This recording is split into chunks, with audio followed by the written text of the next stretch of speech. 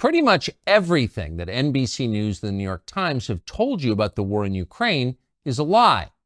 The Russian army is incompetent, they claim. Ukraine is a democracy. Vladimir Putin is Hitler and he's trying to take over the world. Thankfully, the Ukrainians are winning. None of that is true. Every claim is false, the last one especially.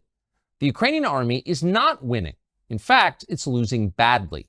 Ukraine is being destroyed. Its population is being slaughtered in lopsided battles with a technologically superior enemy, or scattered by the millions to the rest of the globe as refugees. Ukraine is running out of soldiers. As that happens, the question will inevitably arise, who's going to replace them? If the Ukrainians can't beat Putin, who will? The answer, of course, will be us. American troops will fight the Russian army in Eastern Europe. That's most likely. And the assumption is we'll win. But will we win?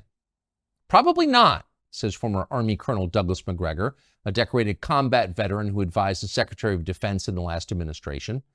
The U.S., says Macgregor, is on the brink of a catastrophic war that could very easily destroy us. Few Americans seem to understand that, but they should.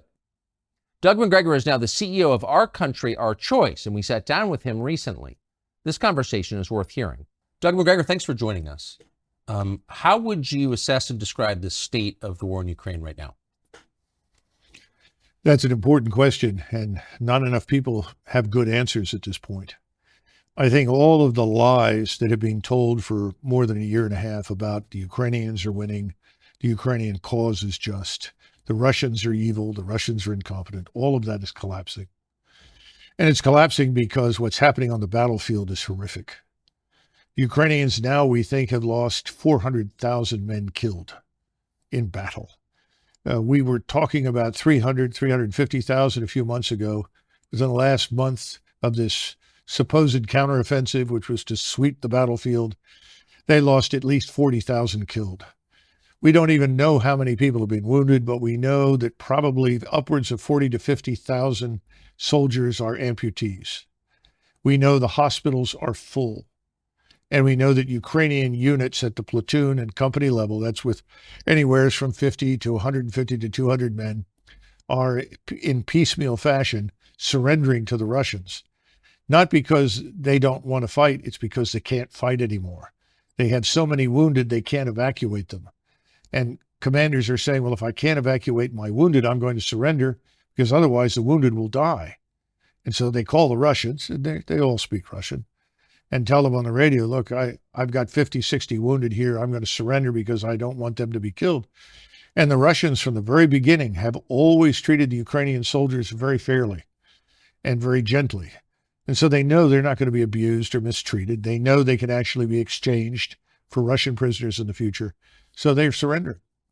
And I think we're going to see this army that we've been spending so heavily on increasingly melt away. And at the same time, as we're talking, if you look at this long banana-shaped strip of territory in southern Ukraine that the Russians control, if you go to the northeastern corner of that, south of this city called Kharkiv, there are major offensive operations taking place there right now.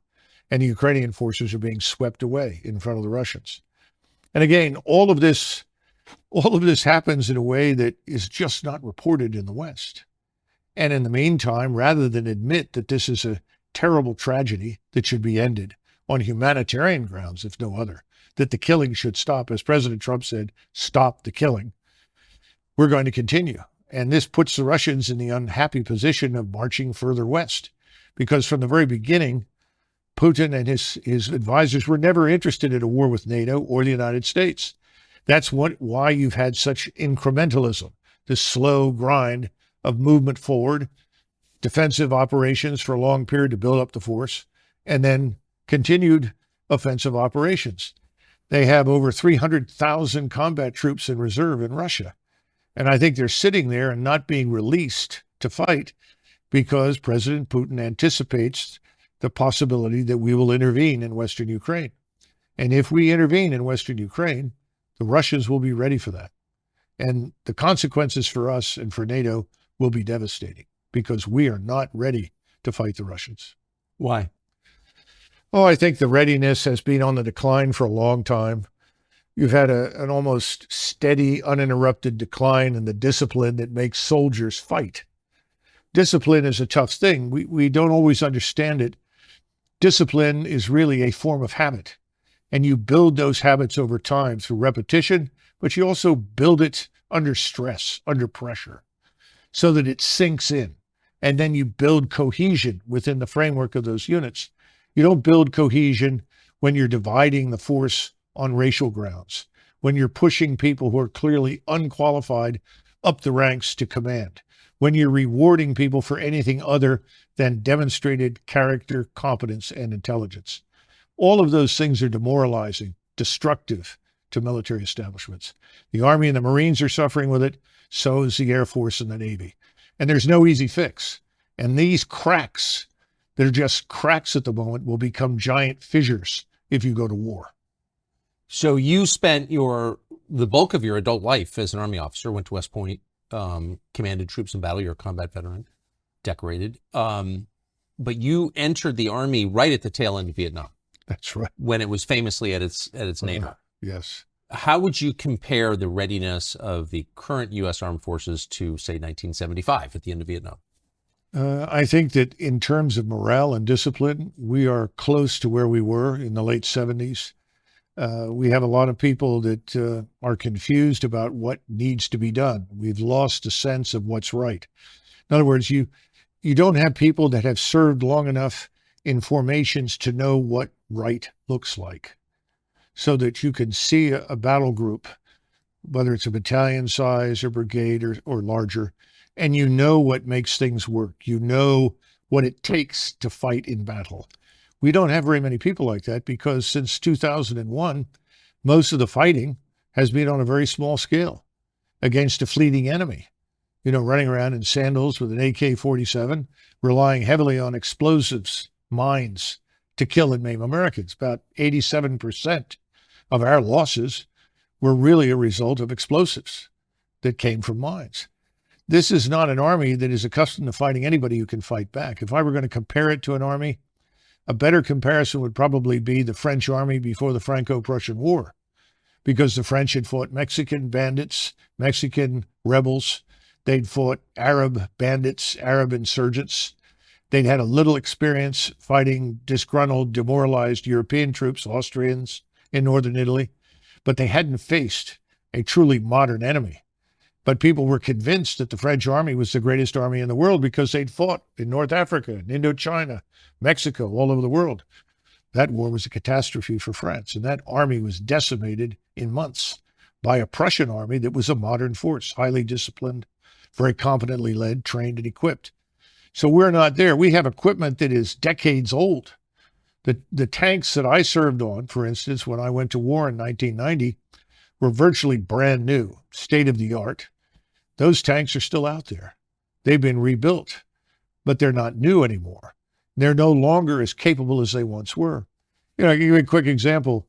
We have a turbine engine in the M1, A1 series tanks, and that turbine engine burns up as much fuel sitting still as it does moving, because it's a turbine engine. It was designed to be used on an aircraft.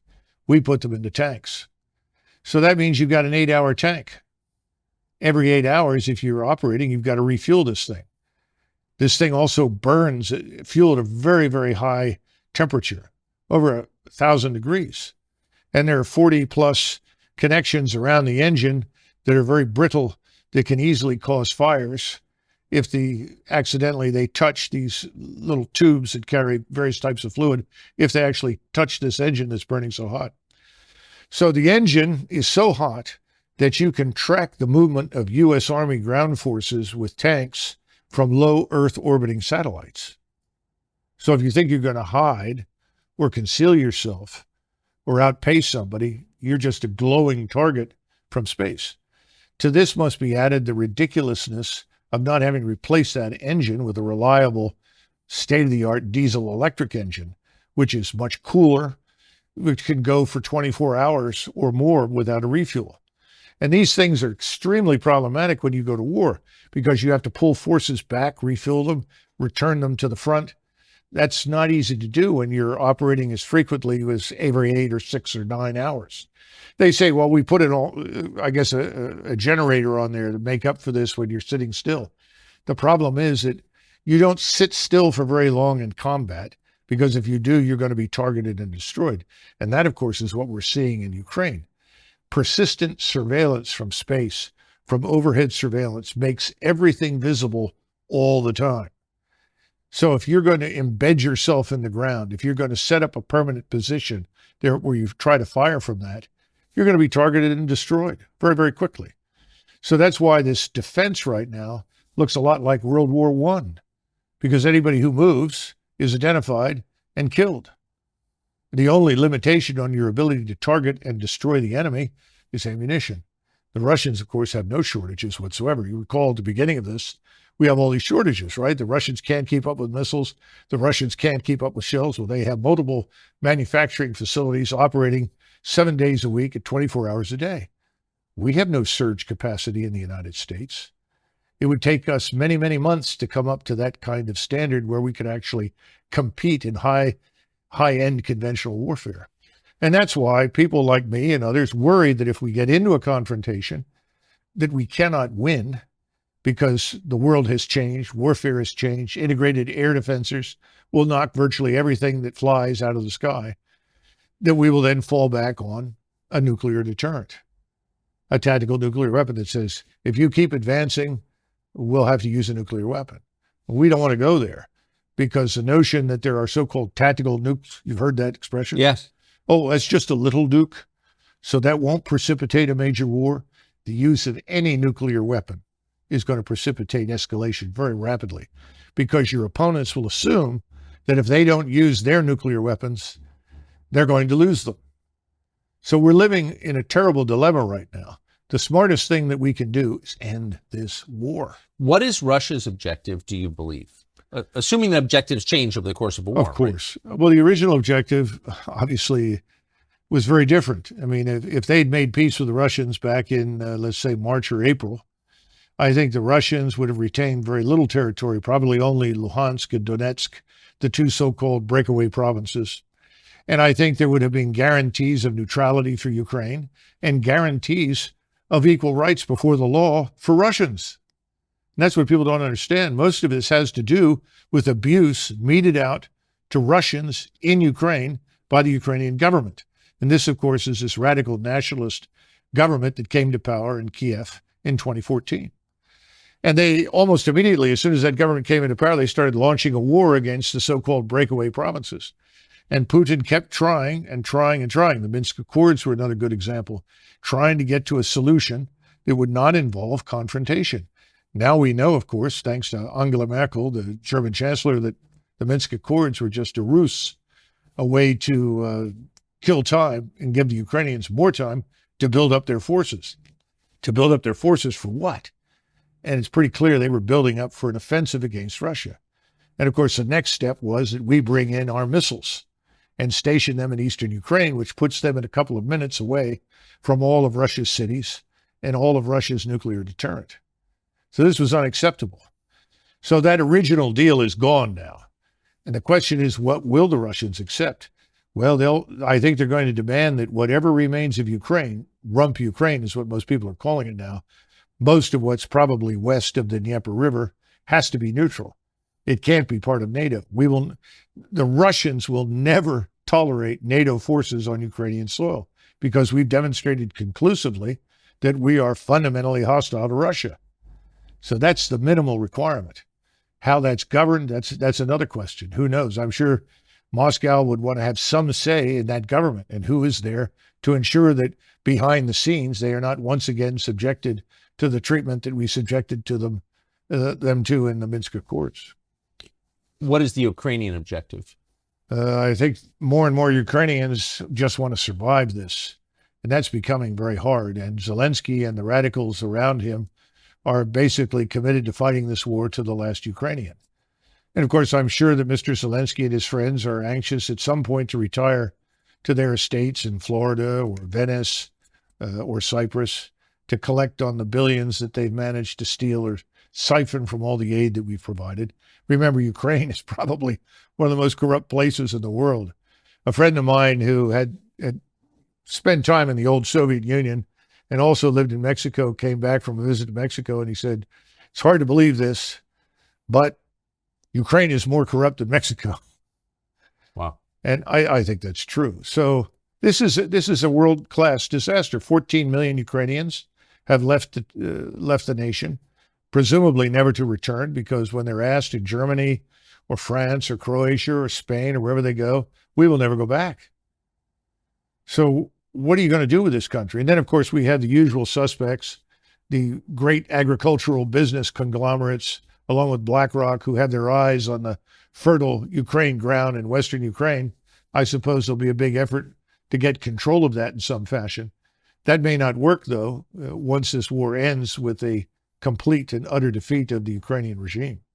Who is Zelensky? Exactly. How would you characterize Zelensky? Well, Zelensky... George W. Bush called him our generation's Winston Churchill. Well, this is W, right? Yeah. Not a very thoughtful man. He was a comedian who made a living acting on stage, frequently pretending to be a transvestite, doing things with various body parts that I won't go into. And he was picked up by an oligarch named Kolomoisky. Kolomoisky is the individual who's probably more responsible than anybody else for funding this atrocity we call the Azov Regiment that runs around with the swastikas and Nazi gear and so forth. And he was picked and then blessed by Victoria Nuland and the State Department as their man. Now, when he originally ran for office, he ran on a peace platform. And he was overwhelmingly elected across the country because he said, if I am elected as your president, I will make peace with Russia. Ukrainians didn't want to go to war with Russia. They were looking for a way out of this and a resolution to the crisis. Of course, once he was in there, he took a different road. And I can't help but think that that road was defined for him by us. Who is Victoria Nuland? Oh, goodness gracious. All these hard questions. I do not know Victoria Nuland personally. I know Fred Kagan, and his brother Bob is married to her. And she's a long-term committed neocon. This is someone I would not characterize as either Democrat or Republic. These are people with this agenda, and the agenda says until the entire world is garrisoned by U.S. forces and is converted forcibly to some form of democracy that we approve of, the world will not be safe, and we must continue to fight.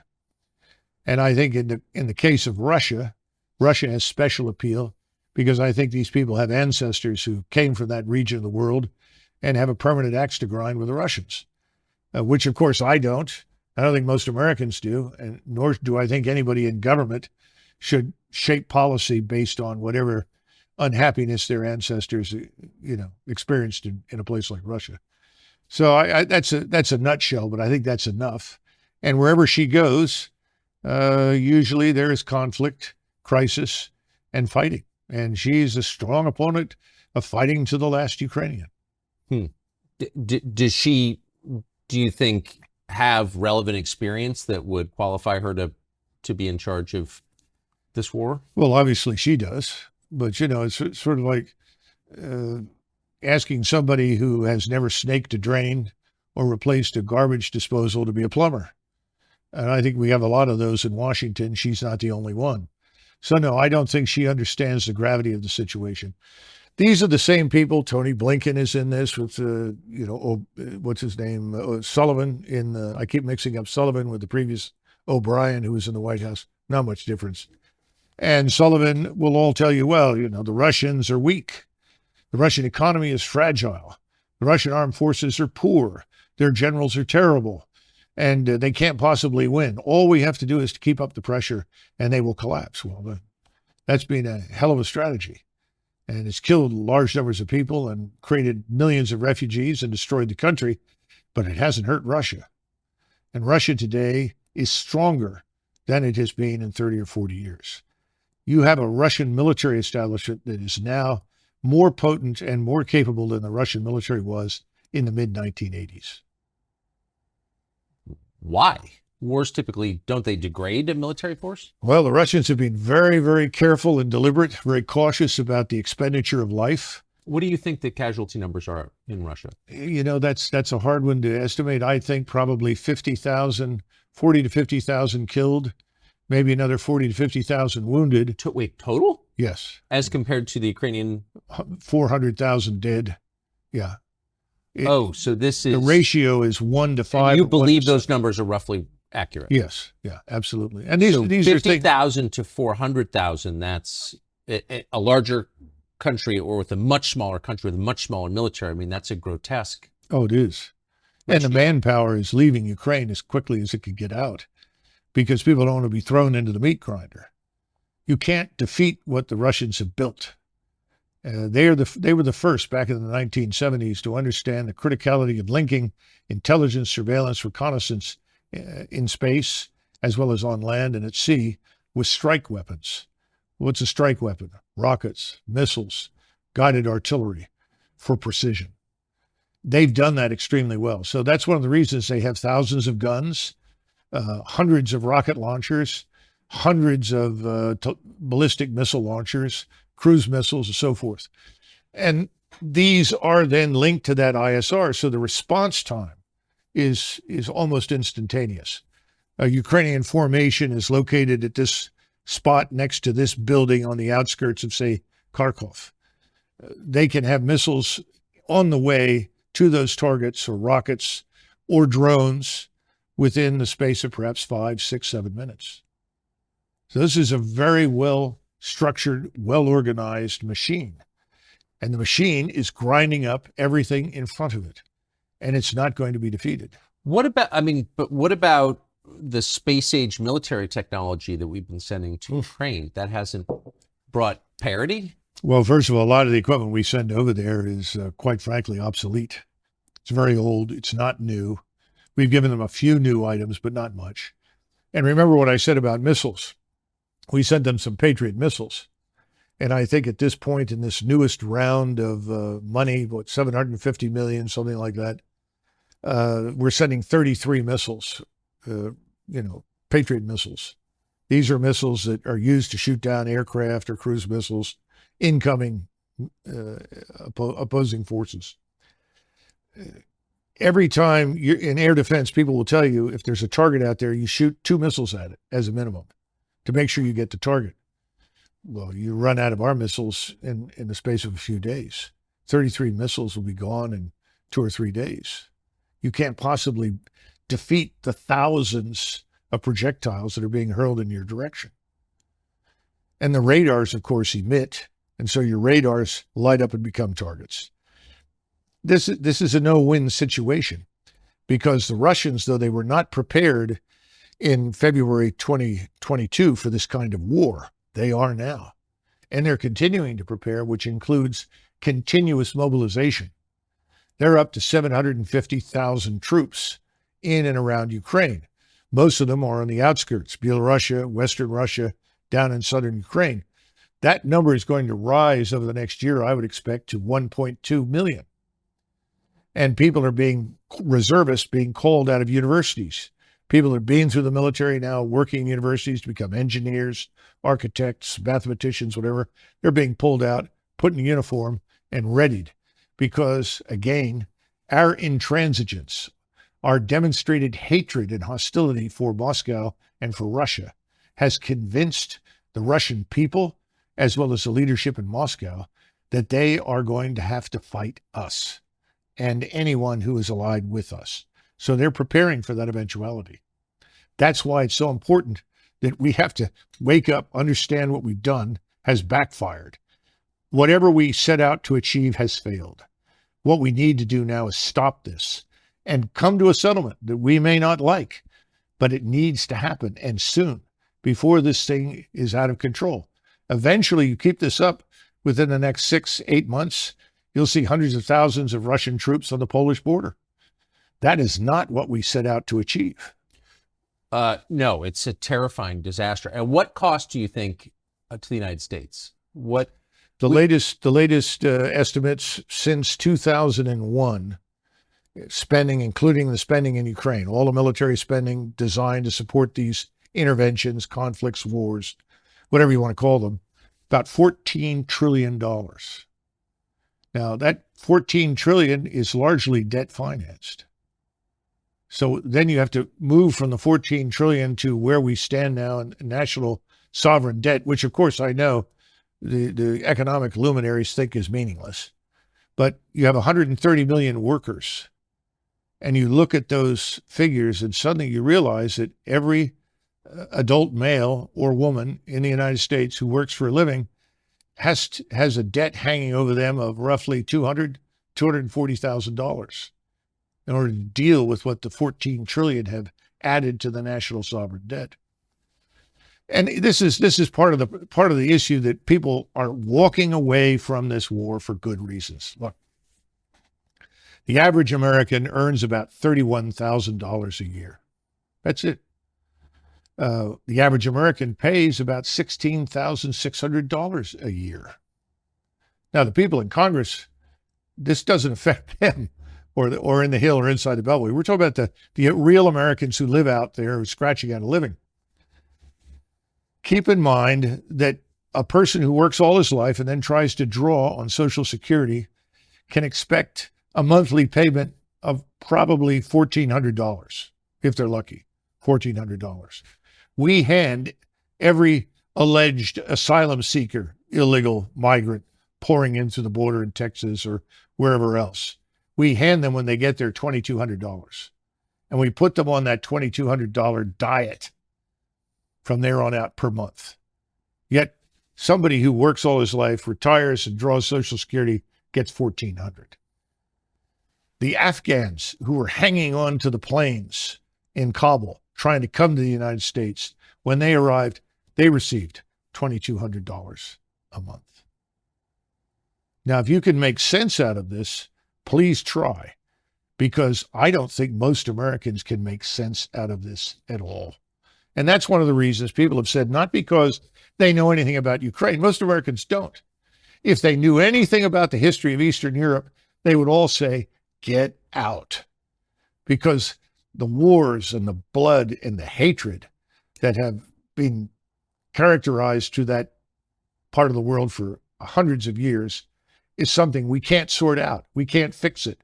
We shouldn't try to arbitrate it. We don't know anything about it. We shouldn't be in this, is the bottom line. I think Americans have figured that out.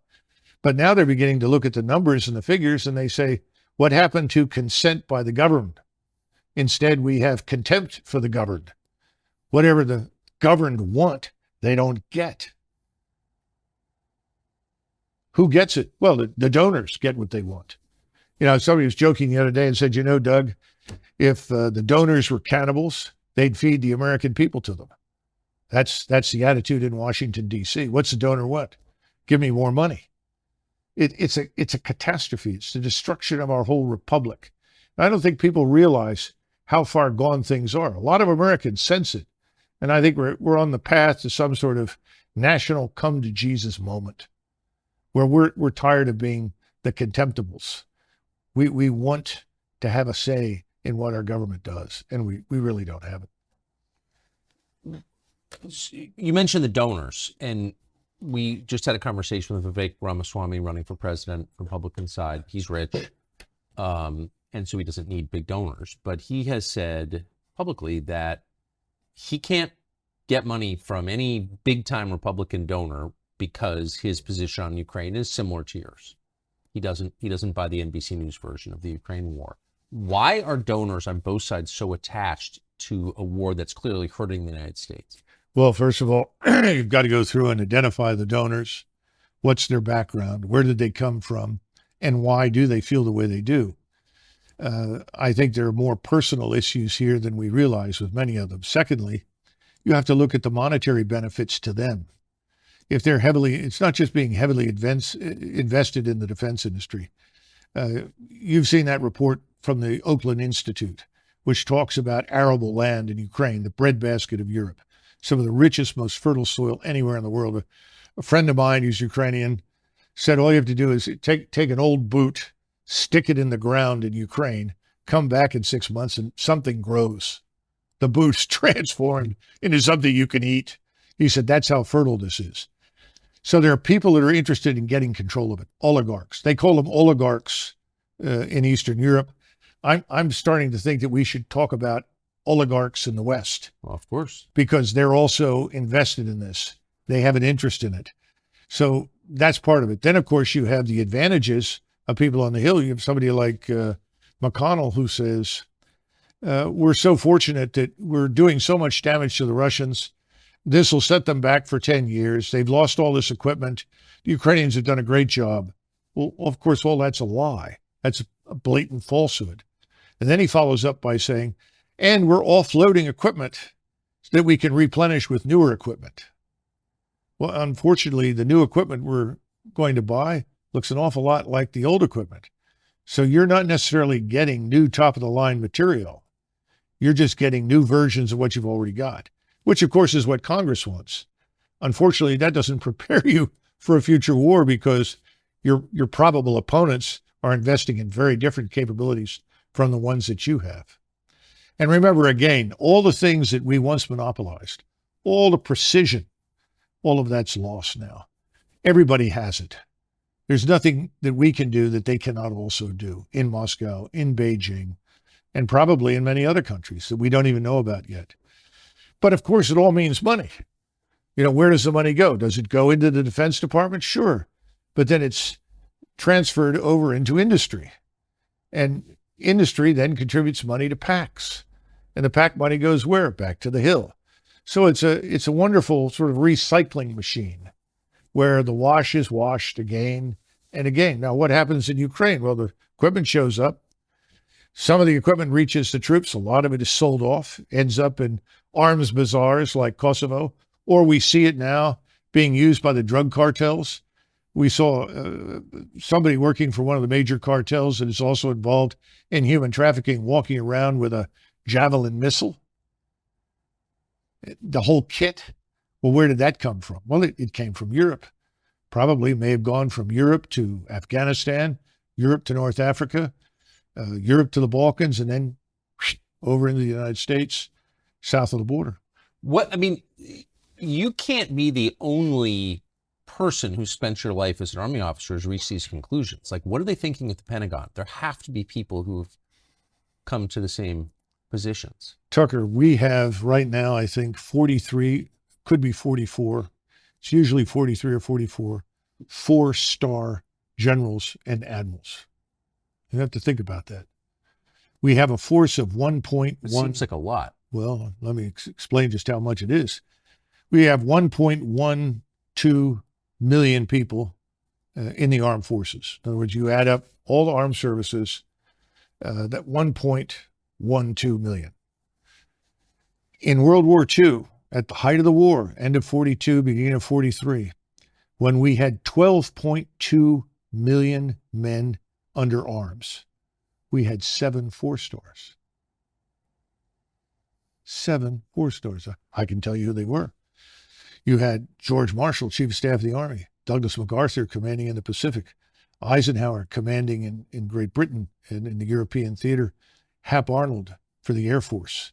Unofficially, he was the vice chief, but he was effectively commanding the air forces. And then you had Leahy, who was in the White House, Admiral Leahy as the liaison officer. He was effectively the unofficial chairman of the Joint Chiefs for FDR. Then you had Nimitz and King. King was the CNO, and Nimitz commanded the Pacific. Now, somehow or another, with only 7 4-stars, we managed to survive the greatest, most destructive war in history, and fortunately end up on the quote-unquote winning side. Now we are blessed with 43 to 44 4-stars organized into multiple commands designed to blanket the globe with American military power and interest. I think it borders on lunacy, especially since we don't live in the world of 1920, 1945. This is the 21st century. Today, if you have forces forward, they're easy to identify, easy to target, easy to destroy. So what's the point of having a lot of forces forward? Well, we can always reinforce them. No, you can't. How do you get across these vast oceans, the Atlantic and the Pacific, when your opponents have submarine fleets? How many ships do they have to sink, supply ships, transports, before everybody says, that's it, we're not going? Same thing true for aircraft. Well, we have better aircraft. We may have better aircraft, but we don't have very good air defenses. We've neglected air and missile defenses for years. In the Army, they always treated theater air and missile defense as sort of the redheaded stepchild, because we haven't fought anybody that compelled us to defend ourselves from missile and air attack. Well, those days are over. In other words, if you press this war with Russia in Central East Europe, it will reach us here in the United States. People aren't thinking about that. How many Americans do you think are assisting or fighting on the side of Ukraine right now?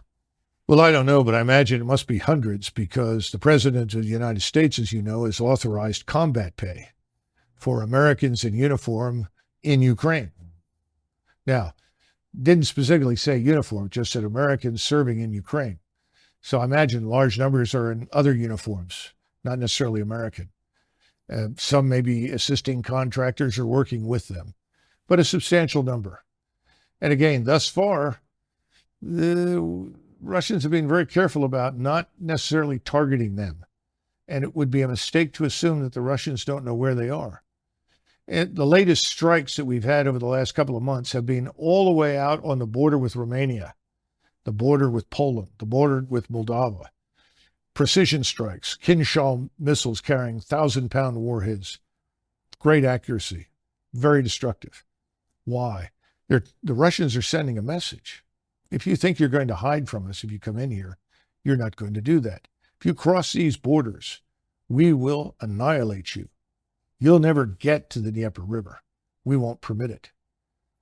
And we need to come to terms with these realities, because we can't defeat it. And see, this is the sad part. Somebody will say to me, well, Doug, you don't sound very patriotic. I'm not patriotic. I put my life on the line for the country. I have no compunction about fighting or killing anybody if we need to do it. Don't get me wrong. We don't need to do this.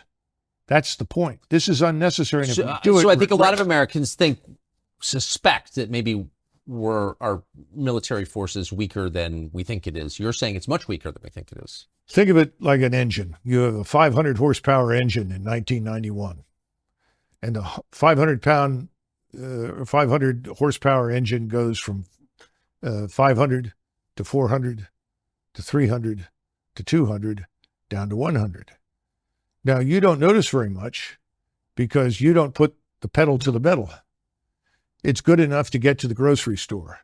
It's good enough to drive on 95 for 50 miles. But if you put your foot down the pedal, you're going to discover that this is a very weak engine. It's not performing very well. It doesn't have what it once had. In other words, we've gone down in the horsepower arena militarily. This is the warning. This is what people need to understand. People say, well, what about all the money we spent? That's a damn good question. You spend all this money, what are you getting for it? Where did the money go? Who's making the decisions? And you have separate services. Each service lives in its own world, has its own doctrine, its own bureaucracy, its own way of war. All this jointness is just, fugazi nonsense. And you got lots of generals, and every general has a reason to exist. And every general has 1,000 men in his headquarters, every 4-star. And every 4-star needs money for his projects. And this becomes a giant trough feeding frenzy for people on the Hill. And nobody ever bothers to stand up and say, why? What are we doing this for? I mean, just look at what's happening in Africa.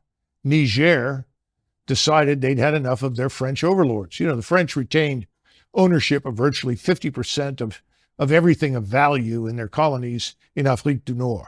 Now, that's French business. Whatever the French want to do, it's fine with me. But my point is, we're involved there because we built an airstrip in Niger, and we marched in there to defeat Islamists. The truth is, there weren't very many Islamists until we showed up. Now there are lots of Islamists. What's wrong with that picture? And now it turns out the whole population, in addition to hating the French, has decided they hate us. So we've had a coup in Niger that's now being backed by the Algerians, as well as the neighbors. And people are saying, well, We trained them. We gave them assistance, and they're turning on us. Oh, it must be the Wagner mercenaries. There aren't any Wagner mercenaries in the place. In other words, that we may have gone in there and blown it on our own, made mistakes of our own, backed the wrong horse, whatever you want to call it, doesn't occur to anybody.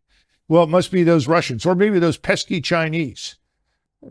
We have this unfortunate habit of seeing ourselves as always wearing the white hat, always doing everything right, and we miss the truth. And the truth is, soldiers, sailors, airmen, and Marines do what they're told.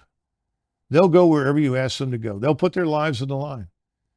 But it doesn't always make sense. And sometimes it may be for profit, not for national interest, not for the interests of the American people. And that's the problem. And no one's been watching this thing. They see the flag, everybody salutes, everybody listens to the music, everyone's enthralled.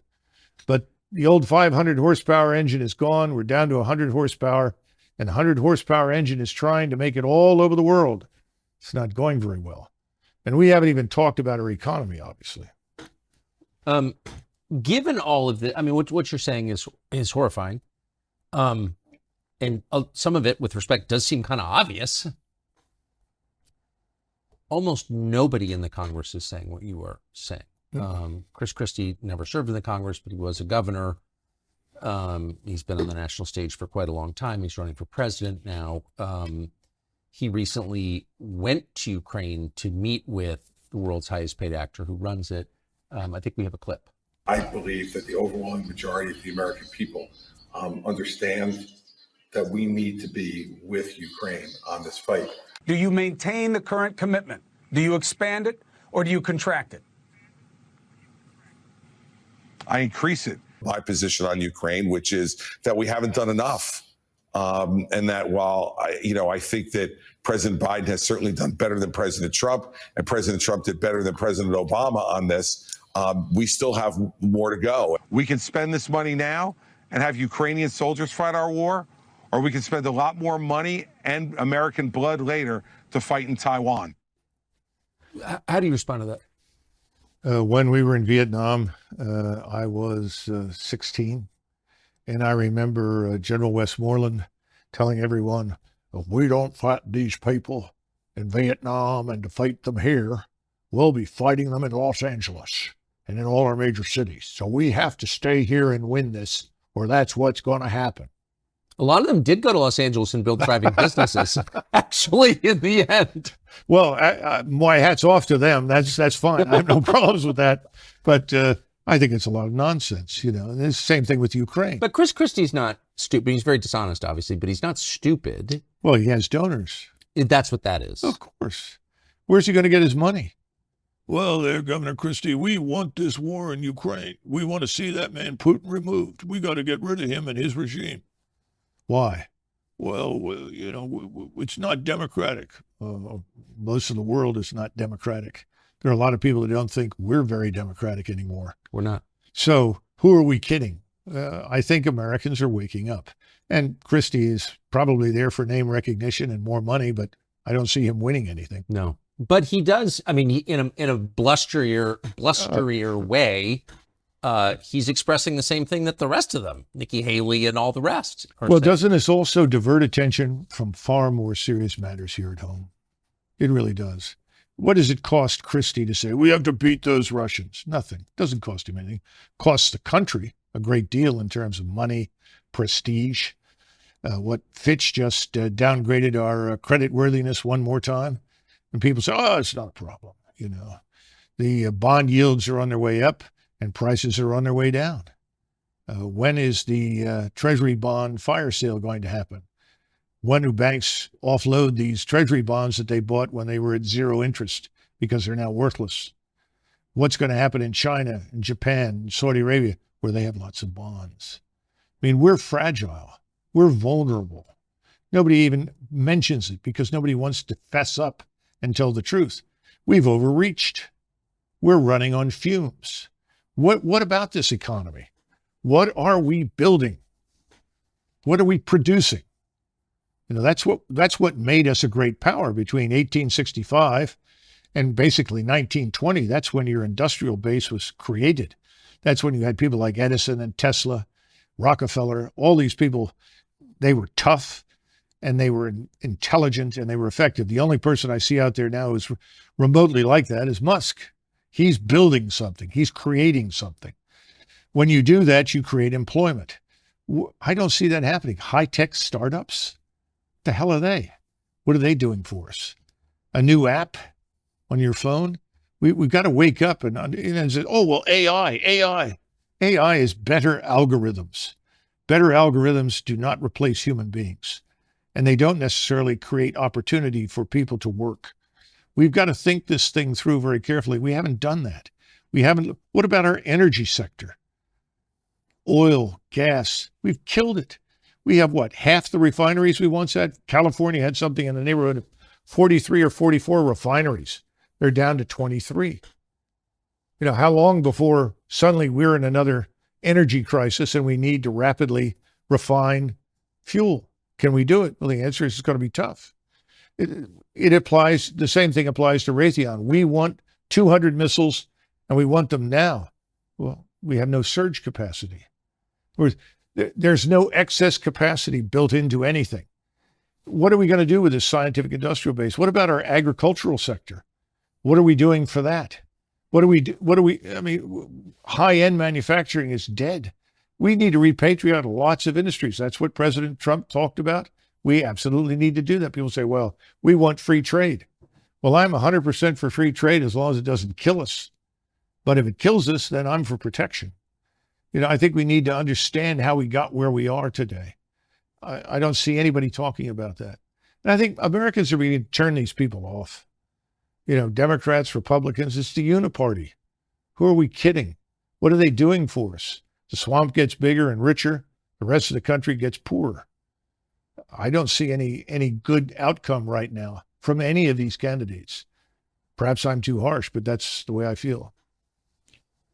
Last question, and it's more a piece of tape that I want to get you to respond to, but I think it's come to a lot of people's attention. This is just so perfect that one of the spokesmen for the Ukrainian military is an American guy, leftist, dressed up like a woman, who's now wearing a Ukrainian army uniform and talking about killing Putin. Watch this. If you look at Putin's mouth, you'll notice that blood drips from it. He's a vampire, carrying out genocide against both Ukrainians and Russians alike. Vlad Putin bathes in the blood of innocent children and enjoys it. And this is why the dictator of the Russian Federation must be deposed, and why peace talks have to be focused on President Zelensky's 10-point peace formula and the full liberation of Ukraine. There's something so perfect about that, the convergence of every ugly anti-human trend in modern. Is that a transgender person? That's a guy with fake breasts. Yeah, yes. Yeah, that's interesting. Well, I think everything else is fake too. We estimate that at least 60,000 children from Ukraine have disappeared, vanished since this war began. Where are they? What about all of the women that have been sold into prostitution that once lived in Ukraine? This war is a catastrophe. The people bathing in blood are in Kiev and Washington, not in Moscow. And this sort of thing is going to play well until it can't. And that's the sad part. We're going to see this whole thing collapse and implode. It's coming. And with it, NATO? I would think so, because the Europeans right now, Germany is well into a recession. It has systematically deindustrialized itself by casting its lot with the anti-Russian crowd. And remember that in Europe, it was not very difficult to supply stereotypes left over from the Second World War of the Soviet armed forces. The Soviet army was, an exercise in barbarism and savagery, mass rape, you name it. It was terrible. That's not Russia today. Russia today is a very different society, very different state. And that's been Putin's effort from day one. He's been interested in restoring Russia as an Orthodox Christian state with a true national identity and a strong national culture. That's probably another reason why so many people want to destroy Russia. because it's the last European state that has not been flooded with foreigners and turned into some sort of polyglot experiment, which is failing badly, by the way, because at some point, all of these unwanted people in Europe, and for that matter, here as well, I suspect, when things fall apart economically, it's going to get very hard on them. Because people are going to look around and they go through this, well, wait a minute, I'm an American. Who are you? What are you doing here? Why are you living that way? Why are you being subsidized? I'm a German. You know, you don't belong here. You need to go home. I'm getting $1,400 a month in retirement that I paid into my entire life, and you just show up from Congo and you're getting $2,200. Well, here's another one. The president announced yesterday on one of these tweets, somebody tweets for him, obviously, that the people that have lost everything in Hawaii, thousands of them lost everything, are going to receive a one-time payment of $700. Now, I haven't been to Hawaii in a long time. I'm not even sure I've ever been there, but I know that $700 isn't going to take care of a family for very long. No. But in the meantime, hundreds of millions, billions of dollars continue to flow into this black hole called Ukraine, which I think is an exercise in fraud, deceit, and criminality, to be blunt.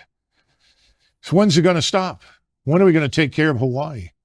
Let's go back to Ohio, where we had the derailment and the chemical spill. 4,000 human beings living in this area. The water is still not fit to drink, as I understand it. We wouldn't even invest the money to move those people to a safer area, even if it meant temporary housing or permanent housing, until this thing was cleaned up. What have we done? This is the problem. It is America last on every level. The last people who are consulted, the last people who are benefiting from anything that goes on in Washington are Americans.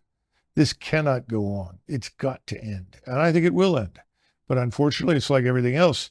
We're going to have to be pushed over the cliff into the abyss. I think that's where we're headed. Well, on that cheerful note, Retired Colonel Douglas Macgregor, thank you. Sure was great. Younger people say the news is full of lies. In Kennedy's motorcade, 239 people. The death of Jeffrey Epstein.